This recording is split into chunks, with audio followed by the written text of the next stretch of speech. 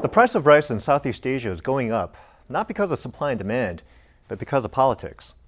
The new government in Thailand has promised its rice farmers to give them a higher guaranteed price for their crops, which has meant that the farmers are now hoarding their rice crops in order to wait for the higher price to kick in. The problem is that it has left rice buyers scrambling to fulfill their contracts, so now they're going to other countries like Vietnam to buy the rice. But Vietnam, which is the second largest exporter of rice, is doing the same thing. Their farmers are also holding out for higher prices and hoarding their crops, which has left the rice buyers in kind of a dilemma. We have this report from VTV4.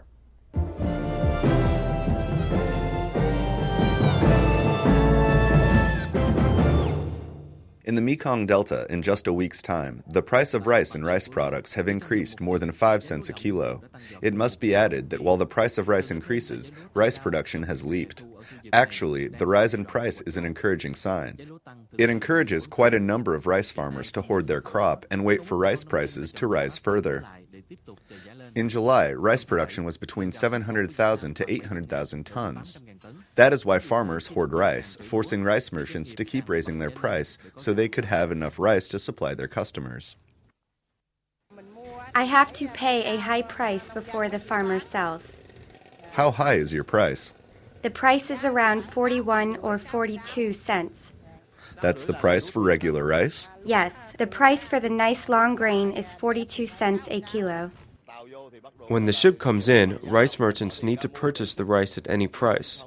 If we can't export, then we need to pay for the loss of the ship usage. We have to accept that. The problem is scarcity, and too many ships are coming in.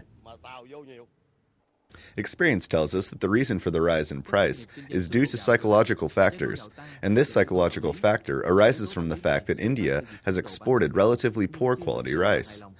Moreover, Thailand, the world's largest rice exporter, has not made any concrete moves to sort out its market.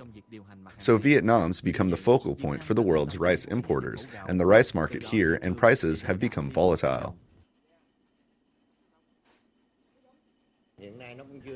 Right now, the market is not settled on the price of rice.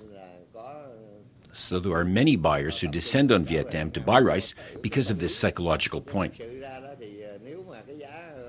But really, the price of red and the long grain rice is a lot higher.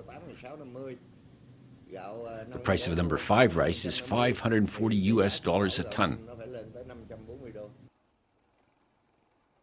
According to the official Association of Vietnam Foodstuff webpage, the price of export for rice with 5% broken grains is $490 a ton.